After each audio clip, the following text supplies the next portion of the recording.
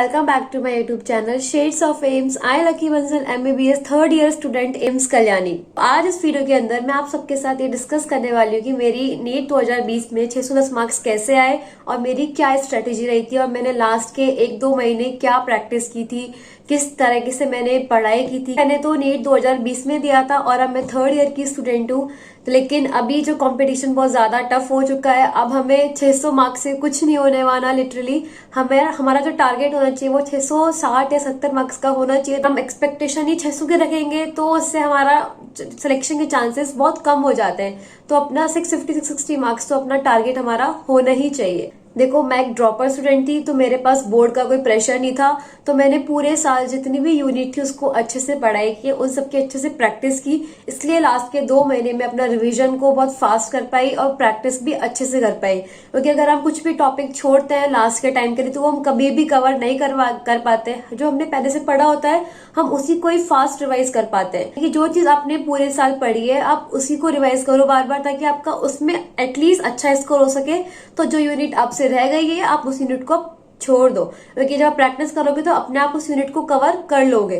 क्योंकि मेरे जो लास्ट के महीने की प्रैक्टिस थी वो कुछ इस तरीके से थी कि मेरा जब नीट का टाइम था उस टाइम कोविड का टाइम चल रहा था और मेरा नीट हुआ था सितंबर में।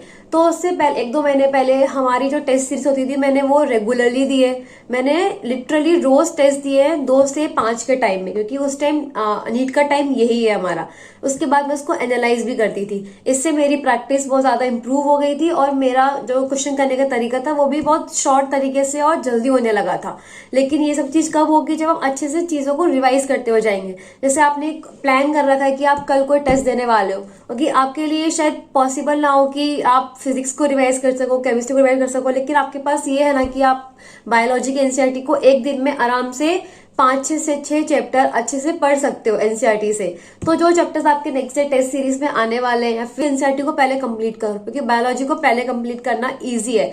अगर आप फिजिक्स केमिस्ट्री उठाओगे तो हो सकता है कि आप एक यूनिट में बहुत ज्यादा टाइम ले जाओ, तो इसलिए पहले बायोलॉजी से स्टार्ट करो। उसको होने के बाद आप केमिस्ट्री पर आओ। जब मैं पढ़ती थी तो पहले बायो को, फिर केमिस्ट्री, फिजिक्स, क्योंकि जो चीज पहले मुझसे कंप्लीट हो रही है उसमें मुझे टाइम कम लगेगा रिवाइज करने में। लेकिन जब मैं पेपर अटेम्प्ट करती थी तो मैं पहले केमिस्ट्री को अटेम्प्ट करती थी, उसके बाद मैं बायो को करती थी। केमिस्ट्री में मुझे बहुत कम टाइम लगता था सॉल्व करने में और मुझे उसमें अच्छा स्कोर भी हुआ था, तो इसलिए पहले हमेशा पेपर के अंदर केमिस्ट्री को अटेम्प्ट करती हूँ। वो सबका अपना एक तरीका होता है कि किसको कौन सी सब्जेक्ट पसंद है, वो उस हिसाब से उसे रिवाइज करता है, उस हिसाब से वो उसे अटेम्प्ट भी करता है। तो मैं अपना तरीका आपको बता रही हूँ कि मैंने क्या फॉलो किया था। अगर आपको वो कन्वीनियंट लगे, सही लगे, तो आप भी उस चीज को ट्राई कर सकते हो। और स्टूडेंट्स, अगर आपको अपनी एनसीईआरटी बेस्ड प्रैक्टिस और भी अच्छी करनी है तो मेरे पास आपके लिए एक ऐप है, मेमोनीट ऐप, जो line by line NCERT follow करता है और आपकी प्रैक्टिस को बहुत स्मूथ और अच्छा बनाता है। बायोलॉजी में एक नया फीचर आया है क्रॉसवर्ड्स, मीम्स, नोट्स और पॉडकास्ट का, जिसके हेल्प से आप सारा सिलेबस शॉर्ट में रिवाइज कर सकते हैं। इसके अलावा इसमें MCQ, jumbled words, drag and drop concept, previous year questions, assertion, reason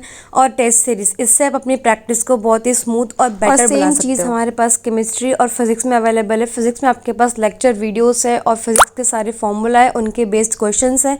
और केमिस्ट्री के अंदर आपके पास सारे नेम्ड रिएक्शंस है, जिनके साथ आपके पास क्वेश्चन प्रैक्टिस भी है, और साथ में आपके पास है फिजिकल केमिस्ट्री के सारे फॉर्मूला, जब शॉर्ट में और जल्दी रिवाइज कर सकते हो। इससे बेटर आपको और क्या चाहिए कि आपकी अपनी रिवीजन बहुत जल्दी और अगर आपका कोई क्वेश्चन गलत हो जाता है तो आप उसका आंसर सॉल्यूशन भी देख सकते हो उसी वक्त।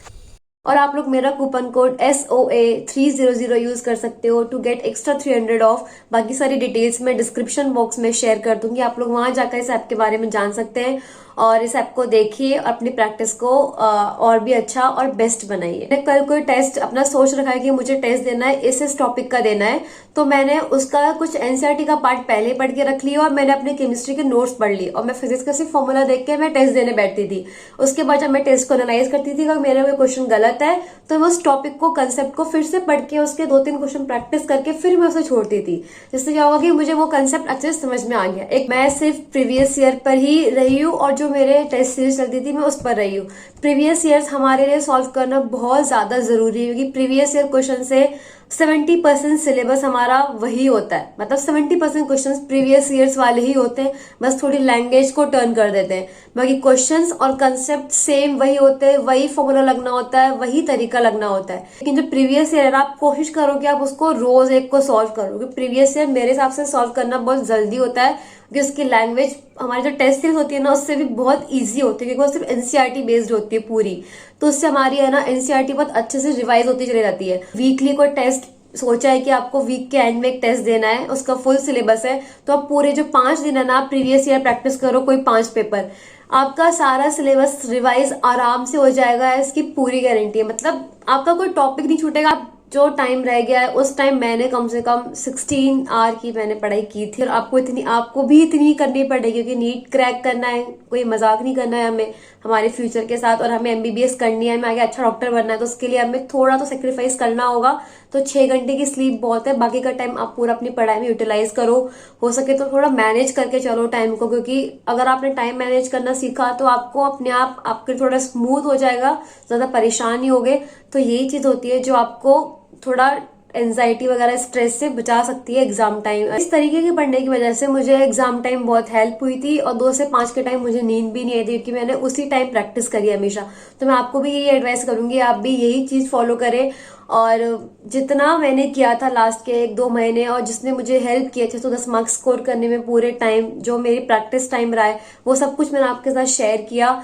आई होप आपको ये वीडियो पसंद आई हो, एंड आप ट्राई करो कि आप इसको फॉलो करें, ताकि आपकी प्रैक्टिस भी अच्छी बन सके। And thank you so much guys for watching this video, and don't forget to like, share, subscribe my channel shades of AIIMS.